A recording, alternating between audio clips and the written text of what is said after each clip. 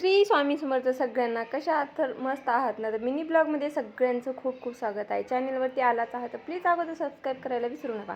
तर काय आहे मंडळी, आज होता रविवार आणि म्हटलं चला आज ना बरेच दिवसाची साय साचलेली होती आणि त्याचं करायचं होतं आज लोण्यापासून तूप करायचं होतं.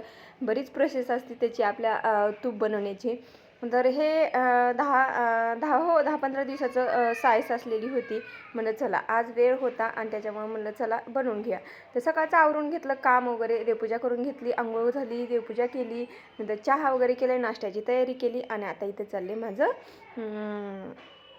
लोणी काढणं. तर मिक्सरमध्ये मी थोडंसं फिरून घेते आणि नंतर मग आपलं पातेलं असतं ना, तर त्या पातेल्यामध्ये टाकून घ्यायचं पूर्ण मिक्सरमधून आपलं हे लोणी. आणि थोडंसं थंड पाणी टाकलं का एकदम घट्टसर असा गोळा येतो. म्हणजे खालचं ताक राहतं ना तेही ताक पिण्यासाठीच असतं आणि ताक खूप छान लागतं आंबट, म्हणजे त्याची चवच वेगळी लागते. तर ताक पण होतं खायला, तूप पण होतं खायला, दोन्हीही होतं. तर हे एवढं लोणी निघालं 15 दिवसाचं माझं. तर लोणी काढून घेतलं, तूपही काढून घेतलं. हे एवढं तूप निघालेलं आहे. अजून थोडंसं राहिलं आहे, दुसऱ्या एका छोट्या अजून डब्यामध्ये काढून घेते.